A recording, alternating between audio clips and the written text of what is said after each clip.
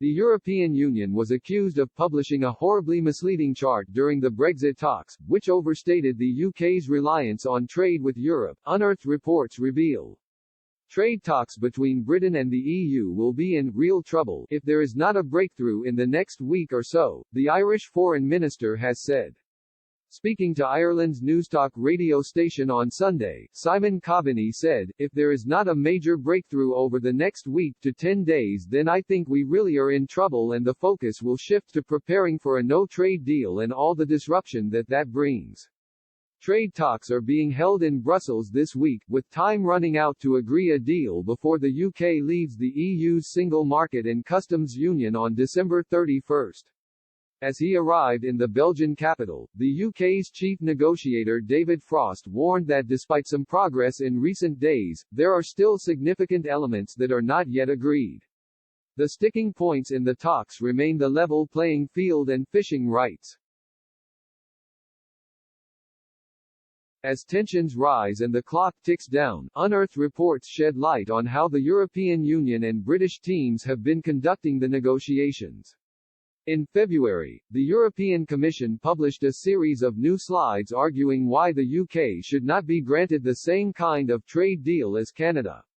The deck was headed, "UK is different from other trade partners," and visualized the volume of Britain's trade compared with other countries such as Canada, Japan, Switzerland and South Korea. However, critics pointed to the fact that the bubble was much larger than the underlying figures would suggest. The UK's trade with the EU is around 4.4 times the size of Japan's, but the bubble was more than 16 times the size. David Spiegelhalter, a professor of the public understanding of risk at Cambridge University, said the slide was indefensible and went against standard graphical practice. He told Politico, "It's also the biggest mistake to make. It's incorrect to use diameter to represent volume. It's the sort of thing a junior person would do." Kevin McConway, emeritus professor of applied statistics at the Open University, echoed his claims, describing the chart as horribly misleading. He said, "The UK does have more trade with the EU 27 than each of the other countries shown, but nowhere near as much more as you'd think from looking at this. If you're going to use data to make a point, do use it properly."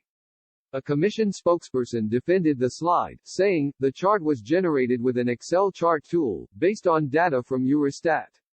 The width of each bubble is proportionate to the total trade of each country."